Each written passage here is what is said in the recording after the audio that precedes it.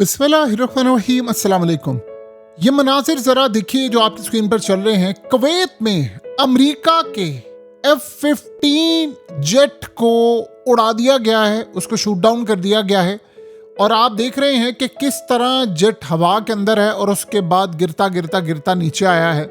लेकिन इंटरेस्टिंग सूरत हाल ये है कि इसका जो पायलट है वो जिंदा है अब तक, और वो बच गया है। और पायलट के बचने के बाद जब उसको लाया गया तो गाड़ी के अंदर ऑक्सीजन मास्क उसको लगाया गया, और पुलिस ये जो सामने थी कुवैत की, वो बार बार कह रही थी सबको कि 1 मिनट रुको, उसको चेक करने दो क्या मामला है। और अजीब सूरत हाल ये है कि लोग पहले सोचा उन्होंने कि कहीं से कोई अटैक होने के लिए आया है या कहीं से वो इसको मारने के लिए है। बाद में पता ये चला कि ये अपना ही। अब इसको ईरान ने गिराया है। ये देखिए, सबसे पहली बात ये है कि ईरानी मीडिया ने कहा है कि गिरा दिया है।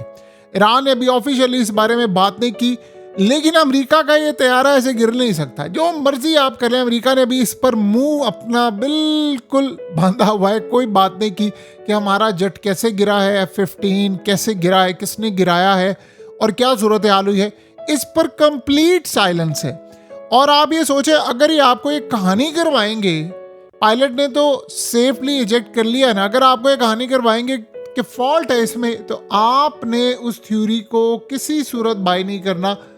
ईरान ने क्लेम नहीं किया, लेकिन वो उड़ाता जा रहा है। ये ज़हन में रखिए, अभी जो कुछ हो रहा है ये आप बस समझ लें नॉर्मेलिटी हो रही है, ये आपको पता नहीं चल रहा क्या हो रहा है। आप जरा ये मनाजिर देखिए, बहरीन के हशर नशर कर दिए। आप यानी आप अंदाज़ा कर सकते हैं, ये अमेरिका के फौजी अड्डे को उड़ाया है, नेवी बेस को उड़ाया है, और उसके अलावा दीगर जगहों पर वो उड़ा रहे हैं। क्या आप सोच सकते हैं इतनी तबाही हो रही है, इतना सब कुछ हो रहा है, ईरान कर क्या रहा है? ईरान जो कर रहा है ये किसी के वहमो गुमान में भी नहीं है। अमेरिका को कुछ समझ नहीं आ पा रही। आपको पता है क्या सूरत हाल है? देखिए, ईरान ने क्लेम नहीं किया। अमेरिका अगर कह दे कि जी टेक्निकल फॉल्ट है, तो इनसे पूछे जो गिर जाए वो टेक्निकल फॉल्ट है। यानी ईरान के पास ऐसा लग रहा है कि 5000 किलोमीटर वाले रेडार हैं जो काम कर रहे हैं। वो आया, लॉक हुआ, हिट हुआ तो मार दिया। इसका मतलब है कि कोई ना कोई ऐसी सूरत हाल है।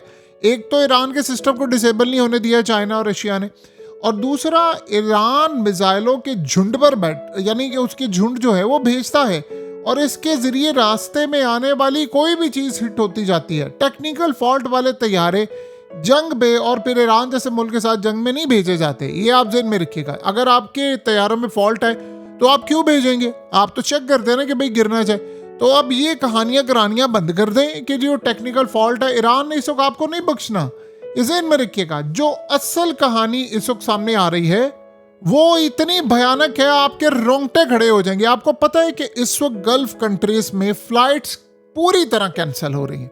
यानी लोगों का बेड़ा गर्क हो गया है, बड़े बड़े बिजनेस का बेड़ा गर्क हो गया। और आप हैरान होंगे कि 20,000 US डॉलर के ड्रोन्स ने पूरी की पूरी जंग का मलबा उड़ा कर रख दिया, पलट दिया है पूरे खेल को।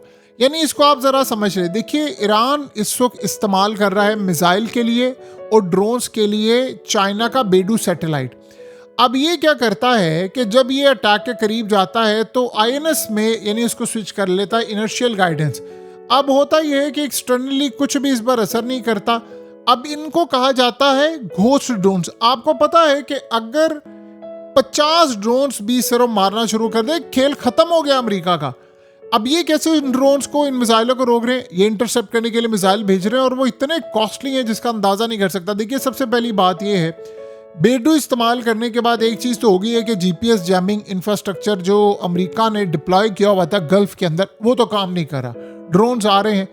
अब ये लोग ड्रोन्स क्या करते हैं, ये वन वे मिशन पर आते हैं और मारते हैं। ना ये जैम हो रहे हैं, ना ये स्पूफ हो रहे हैं, ना ये स्लो हो रहे हैं। अब ये लो और स्लो होते हैं। ये आते हैं, रेडार को बाईपास करते हैं, अटैक करते हैं, चले जाते हैं।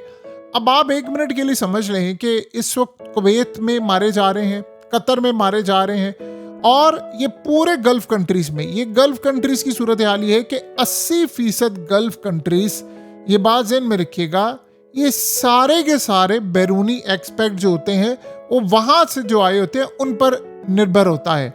सो इस वक्त कतर और कुवैत, उनके पास देखिए कोई फ्रेश वाटर नहीं है। अगर उनके इंफ्रास्ट्रक्चर को ये ड्रोन्स तबाह कर रहे हैं तो आप बताइए कि लाखों नहीं करोड़ों लोग क्या करेंगे, वो कैसे जाएंगे पूरे खत्ते के अंदर। उसके बाद अब ये गैस ऑयल ये वो इस पर वो अटैक करते हैं। अमेरिका ने मिसाल के तौर पर जो अटैक रोकना है वो 5-5 मिलियंस के मिसाइल हैं। तो अब आप बताइए अगर वो मिसाइल खत्म होना शुरू हो जाएंगे तो उसके बाद आखिरी सूरत हाल क्या बचेगी? वो तो चंद दिन के अंदर खत्म हो जाएंगे। फिर आपको ये काम करना पड़ेगा कि आपको ईरान से डील करनी पड़ेगी कि भाई आप हमें बचाएं और अपनी फौजों को आपको यहाँ से निकालना पड़ेगा। ट्रंप ने बहुत बड़ा जुआ खेला है और वो जुए में आपने उनके ईरान के सुप्रीम लीडर को तो मार दिया है। लेकिन एक बात आप ज़हन में रखिएगा, अब गल्फ कंट्रीज़ के अंदर जो सबसे बड़ा मसला इस वक्त ये पैदा हो गया है कि वहाँ पर इन्वेस्टमेंट का बेड़ा गर्क हो रहा है, रियल स्टेट का बिल्कुल बेड़ा गर्क हो रहा है। ट्रंप की वहाँ पर इन्वेस्टमेंट है बड़ी जगहों पर, तो अब इनको भी जाहिर सी बात है ईरान टारगेट कर रहा है। अब जो सूरत हाल पैदा हो रही है वो अमेरिका के लिए बड़ी परेशान कुन है। आहिस्ता आहिस्ता देखिए, अभी सिर्फ 2 दिन हुए जंग में और सारी की सारी बाजी पलट दी है। आपको पता है ईरान के साथ क्या मसला है? ईरान में है गद्दार बहुत ज्यादा, लीडरों को मार देते हैं लेकिन जो फिर पलट के ईरान जवाबी हमला करता है दूसरे मरहले में वो उड़ा कर रख देता है। आप सोचें जो उन्होंने हशर नशर इजराइल का किया है, जो हशर उन्होंने अमेरिका का किया है, उनकी बेसिस का वो बचा ही नहीं पा रहे। यही सूरत हाल थी, ये जंग ना छिड़ती कभी भी अमेरिका का ये भरम ना टूटता, पता ही ना चलता अमेरिका के फौजी अड्डे। अब बताएं थार्ड क्या कर रहा है? यानी आप सोचें मिसाल के तौर पर अगर 100 ड्रोन्स भेजें, उसमें से चाहे आप कह लें 90 भी इंटरसेप्ट हो जाए, 10 ना भी हो, वो 10 जाकर आपको कितनी तबाही करेंगे। और प्रॉपर्टीज कोई बाय करेगा इस खत्ते के अंदर? वो इन्वेस्टमेंट आएगी, वो मैचेस होंगे या जो भी सूरत हाल होगी पूरे के पूरे रीजन। कतर ने फुटबॉल का वर्ल्ड कप करवाया था, आप बताएं इस सूरत हाल के अंदर कोई सेफ्टी हो सकती है? इतना पुरअमन फुटबॉल का वर्ल्ड कप था, सऊदी अरब ने आगे वर्ल्ड कप करवाना है। तो ये जो सूरत हाल पैदा हो रही है ये इतना ज्यादा आसान मामला नहीं है। यहाँ पर अब अमेरिका के पास क्या है, यानी सुपर पावर इस वक्त भाई वो ट्रंप आ रहा है।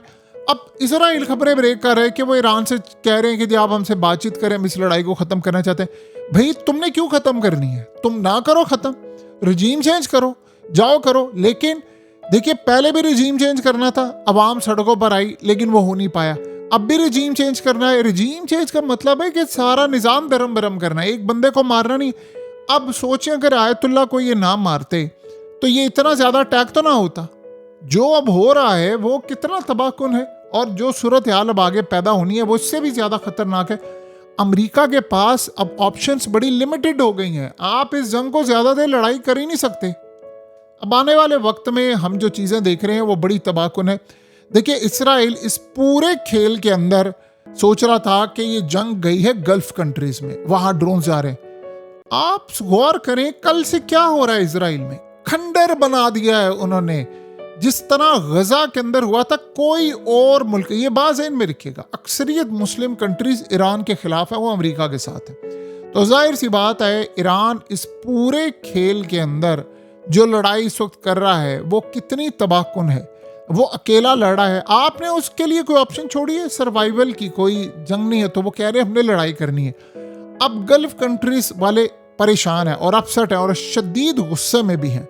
जाहिर सी बात है वो कह रहे हैं जी हमारी सारी की सारी प्रॉपर्टीज का बेड़ा गर्क। वो कह रहे हैं कि ईरान खाली मिलिट्री बेसिस को टारगेट नहीं कर रहा, होटल्स को कर रहा है, बिल्डिंग्स को कर रहा है। ईरान ये कहता है कि नहीं वहां पर अमरीकी बैठे हुए हम टारगेट कर रहे हैं, हमने पहले ही कहा था कि यहाँ से सूरत हाल।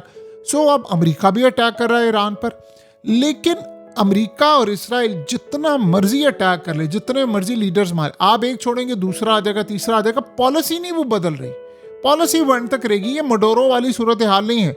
यहाँ पर अमेरिका को वॉर्न किया था, देखिए अमेरिकी जर्नलों ने वॉर्न किया था, जॉइंट चीफ ने वॉर्न किया था, सेंटकॉम चीफ वॉर्न कर रहा था, ट्रंप को बार बार कह रहा था ये जंग ना करे, ये हमारे गले पड़ जाएगी, ये गले पड़ जाएगी। अब सारी जिंदगी भी ट्रंप इस दाग को अमेरिका धो नहीं सकता कि गल्फ कंट्रीज के होटलों में, बिल्डिंग्स में अटैक्स हुए हैं, वो बचा नहीं पाया, फ्लाइट्स कैंसिल हो गई हैं और कोई अटैक नहीं करा। अब सोचे अगर ये ममालिक रिटेलिएट करते हैं ईरान के खिलाफ, तो आप बताएं कि सूरत हाल क्या होगी। ईरान तो फिर यहाँ पे छोड़ेगा नहीं, यानी इन ममालिक में आप वो कतर को छोड़ेगा, वो यानी कतर की बिल्डिंग्स को या किसी और जगह को छोड़ेगा, सवाल ही पैदा नहीं होता।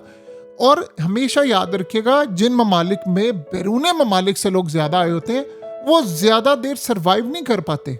वो जल्दी इन मामलात में खराबी का बायस बनते हैं। अब ट्रंप जब तक बातचीत नहीं करेगा तब तक ये मामला ठीक नहीं होने वाला। सो अब सूरत हाल देखेंगे आने वाले वक्त में क्या बनती है, क्या मामला होता है। लेकिन एक बात है कि इस पूरे खेल के अंदर, पूरे खेल में अमेरिका और इजराइल समेत पूरी गल्फ रीजन की तबाही है। इन्होंने एक्सपेक्ट नहीं किया था कि इतना शदीद, ये सोचे थे कि ईरान के सुप्रीम लीडर को मारेंगे, वहीं पर मामला ठप हो जाएगा। अब आपसे संभल नहीं पा रहा, आप ये मामला देख नहीं पा रहे। लीडर गया उनका, लेकिन अगले लीडर तैयार बैठे हुए।